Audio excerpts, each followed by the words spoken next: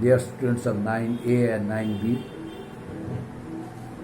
as per the following points mentioned in the board, literary works under the Mughals, central development, cultural development, constitutions and contributions of the poets and writers, end of the age of magnificence.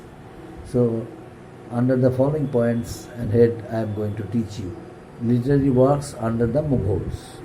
Literary works under the Mughals. During Mughal rule, many Mughal rulers were good writers, poets. They had their originalities, skills. They showed it. Although they were good strategists, fighter, rulers, yet they had extracurricular activities, and with that they showed their talents, poetic skill, literary and cultural development had become possible only because of their skills, talents.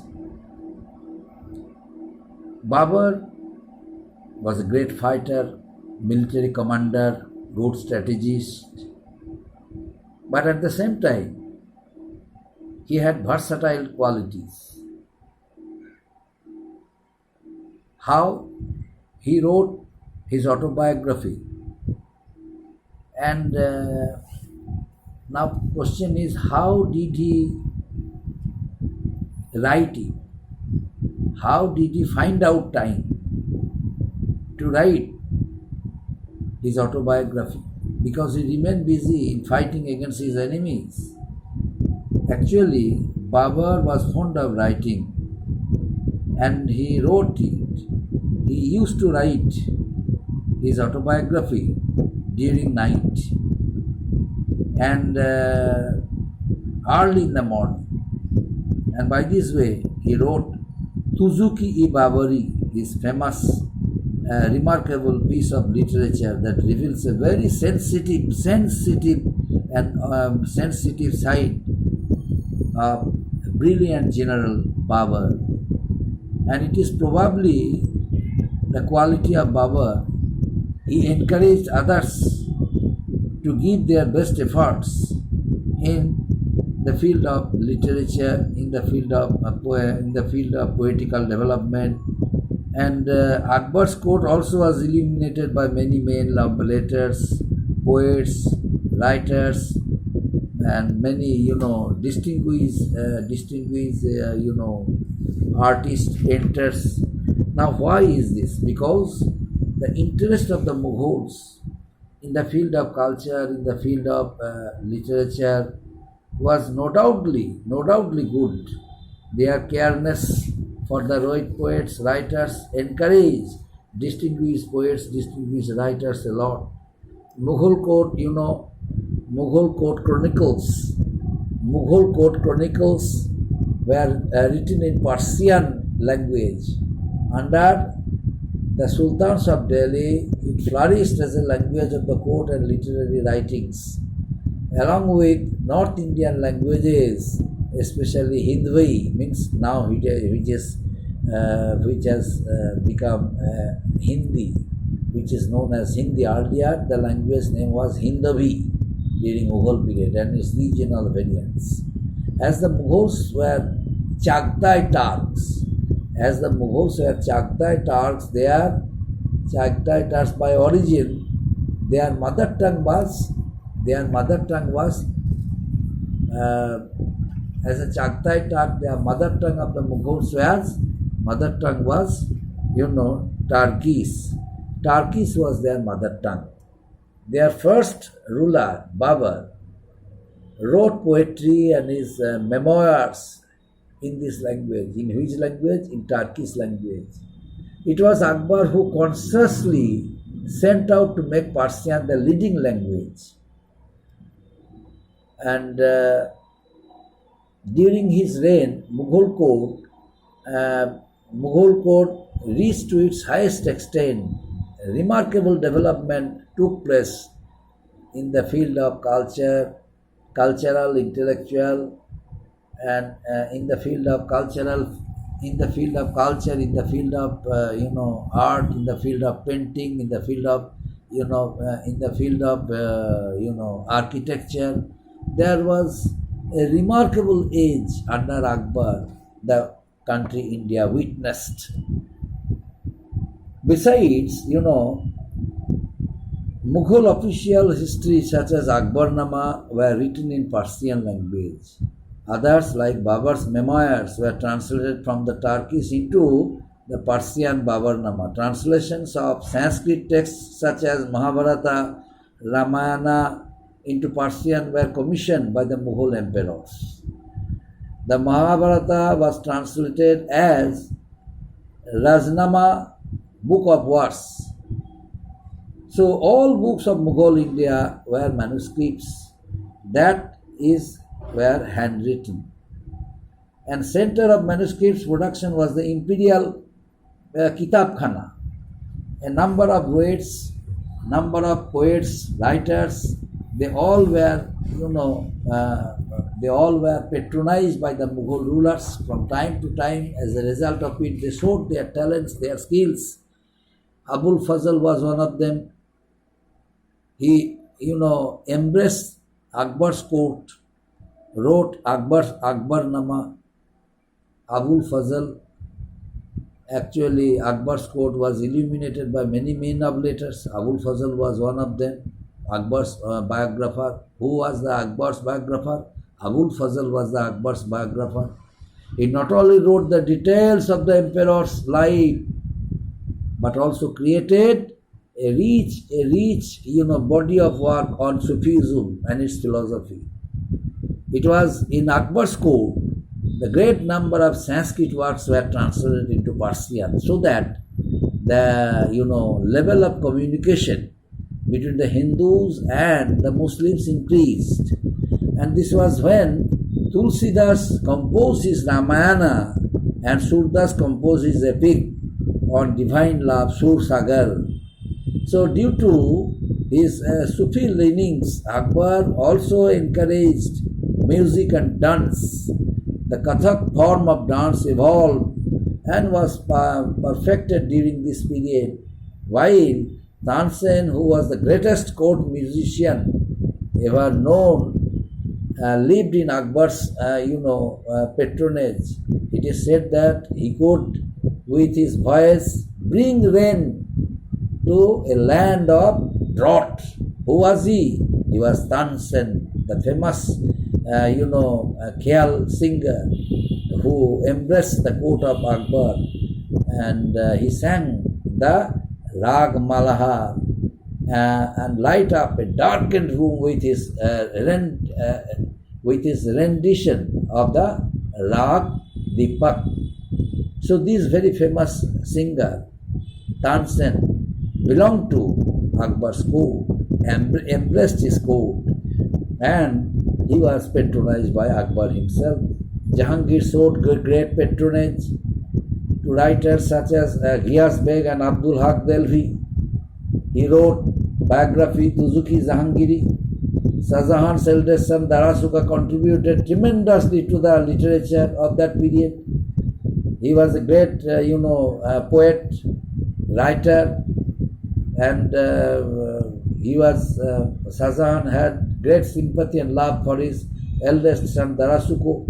He not only well-behaved but also a great scholar.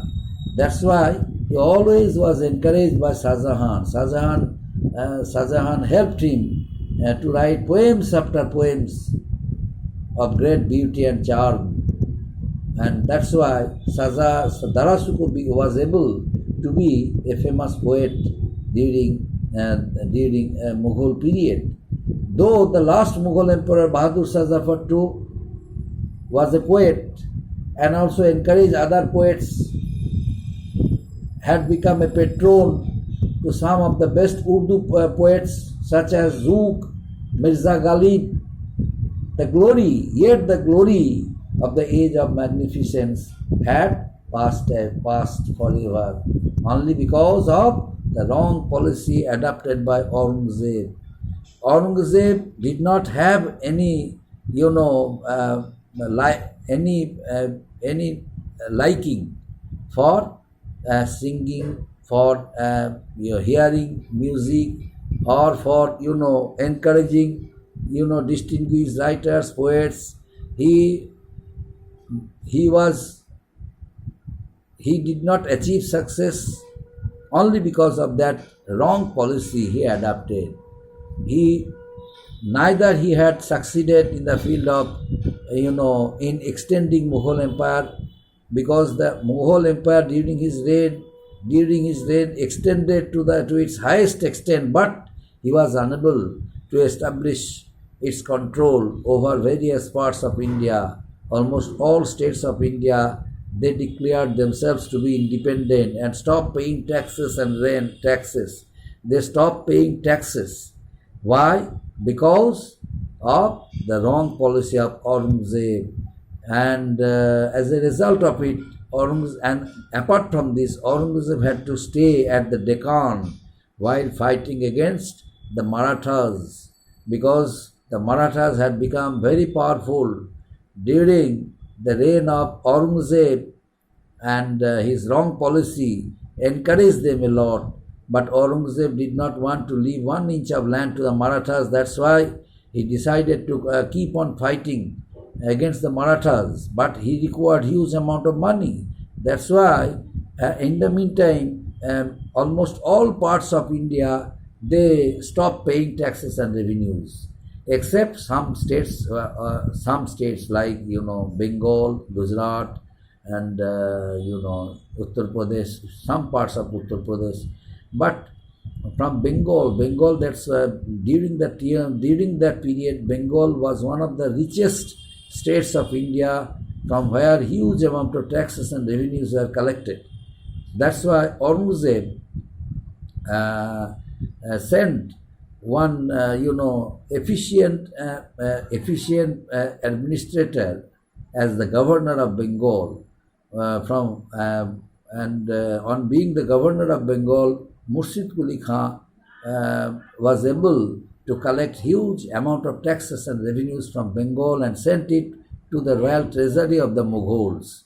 But yet Aurangzeb was unable to win against the Marathas, and everywhere there was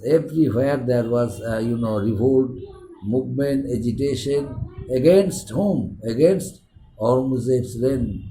And Aurangzeb, had to stay at the Deccan for the last many years of his life, and there was no central authority at Agra. As a result of it, the Indian states, they declared themselves independent and stopped paying taxes and revenues. But in spite of all these, the contributions of the Mughal, except Aurangzeb, the contributions of other Mughal rulers would be written in the golden letter in the history of India. They encourage poets, writers, painters, architects, singers, and so on. And they glorified the image of the Mughals during that period, and till today, the image of the poets, writers, singers, musicians,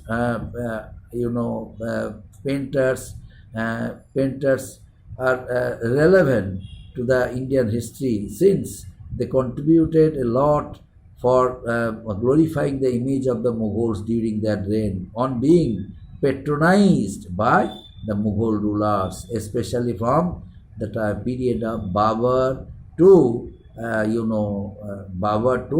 Shah Jahan.